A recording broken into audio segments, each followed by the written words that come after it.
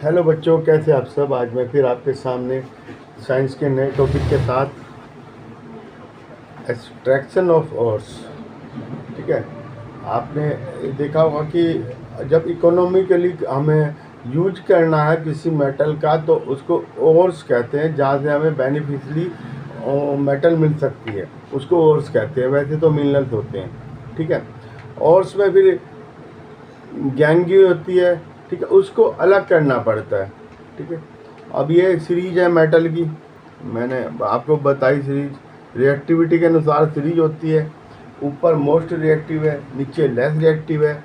ये potassium, sodium, calcium, magnesium ये most reactive है। आगे आ जाओ, जिंक, आयरन, लेड और ये कॉपर, ये मॉडरेट रिएक्टिव है। और ये लेस रिएक्टिव है, AU और AG। ठीक है, तो लो रिएक्टिव होंगे उनको हम हीट करके कर सकते हैं। हीट करने पे वो ऑक्साइड उनके टूट जाते हैं, या तो ऑक्साइड ही बनाते हैं लो रिएक्टिव वाले। ठीक है, और जो मॉडरेट रिएक्टिव है वो या तो क्या बनाते हैं, कार्बोनेट और सल्फेट। सल्फेट बनाते हैं तो उनको हाई टेम्परेचर तक हीट करना पड़ता है, जिसको रोस्टिंग कहते हैं। ठीक है, और अगर कार्बोनेट बनाते हैं तो उनको भी हाई टेम्परेचर तक गर्म करना पड़ता है, लेकिन ऑक्सीजन की प्रेजेंस में करना पड़ता है। ठीक है, उसको कैल्सिनेशन कहते हैं। ठीक है, वो दोनों के दोनों ऑक्साइड दे देंगे।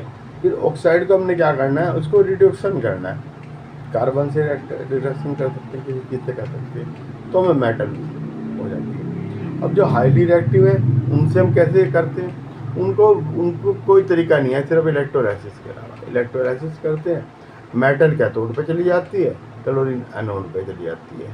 ठीक है, ओके। अब एक्सट्रैक्शन ऑफ ओर्स है ना। ओर्स में क्या क्या होता है, मेटल प्लस गैंगी, इसको निकालना पड़ता है हमें। मेटल को लेने के लिए इसको निकालना पड़ता है। ठीक है, अब लो रिएक्टिव है। ठीक है, ये हाई, मॉडरेट, लो है ना। लो, मॉडरेट, हाई रिएक्टिव। ठीक है, ये क्या क्या बनाएंगे, कार्बोनेट, सल्फेट ना। नीचे वाली क्या बनाएंगे, ऑक्साइड। और ये क्या है, इलेक्ट्रोलाइट, क्लोराइड बनाएंगे। ठीक है, extraction of metal,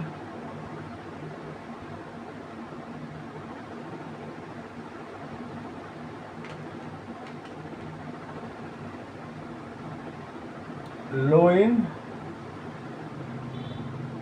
active series. ठीक है, लो इन एक्टिव सीरीज में जब ये मरकरी है, ठीक है,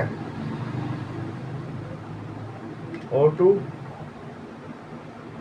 HgO प्लस SO2 2, ठीक है, और 2। ठीक है, और ये 3 ऑक्सीजन चाहिए इसको। इससे कराई तो ये ऑक्साइड बन गया है ना। अब HgO हीट करा। ठीक है, ये क्या बन गया, Hg प्लस O2। ठीक है, ये गैस है, निकल जाएगी, ये लिक्विड है। ऐसे ही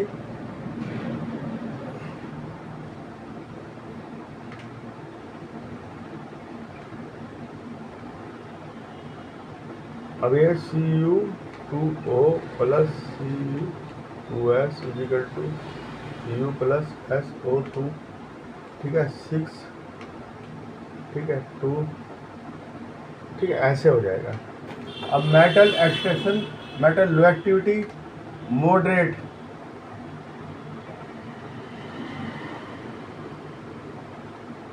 मॉडरेट एक्टिविटी वाले को क्या करना है हमने, है ना, ये ZnS है plus 3O2 equal to ZnO heat, है ना, SO2 और ZnCO3 heat, ZnO plus CO2।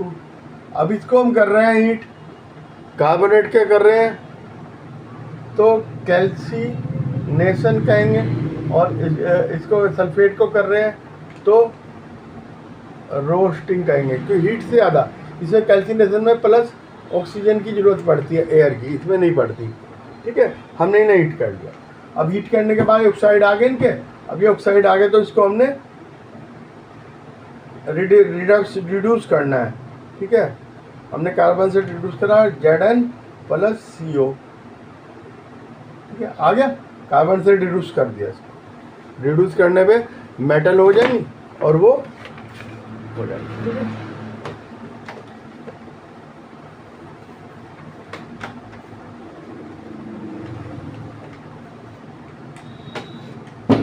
अब जो है मान लो कि ये था MnO2, इसको एल्युमिनियम के साथ मान लो करा। ठीक है, MnAl2O3। ठीक है, इसको बैलेंस करने के लिए इसको 3 से करा, इसको 4 से करा, इसको 2 से करा और इसको 3 से करा। ठीक है, अब ये क्या है, ये डिस्प्लेसमेंट रिएक्शन है,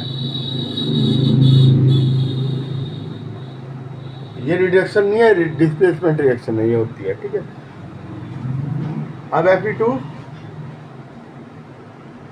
Al Fe Al2O3 अब जो है मोस्ट रिएक्टिव। ठीक है, इसको मेटलर्जी के उसमें करा, ये दो कैथोड एनोड बनाए, ये निगेटिव ये पॉजिटिव, इस पे तो मेटल आ जाएंगे और इस पे नॉन मेटल है ना, क्लोरीन वगैरह, इस पे मेटल सोडियम पोटेशियम ये सब इस पे आ जाएंगे। ठीक है, इस तरह से मेटलर्जी हो जाएगी, जैसे Na इजिकल टू Na, है ना, Na। ठीक है, इस तरह से हो जाएगा।